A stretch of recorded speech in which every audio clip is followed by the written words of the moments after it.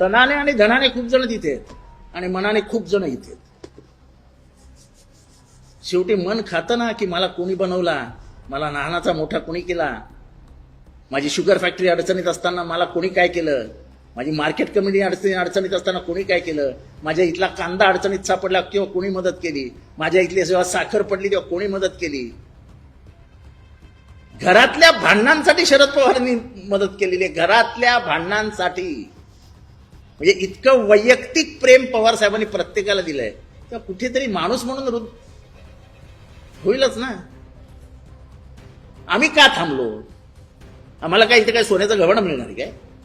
प्रेम प्रेम नावाची गोष्ट असते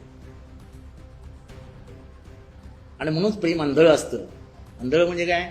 पैसे बिशे बघत नाही, माणूस बघतो, प्रेमाचा झरा बघतो. जास्त डोळे उघडले की पैसे, नोटीस, ह्याच्यातनं येणारे रोखे, याच्यातनं येणारे आपल्याला फायदे तोटे हे सगळं बघतात. ते अंधळ झालं की काहीच दिसत नाही. म्हणून म्हणतात प्रेम अंधळ असतं.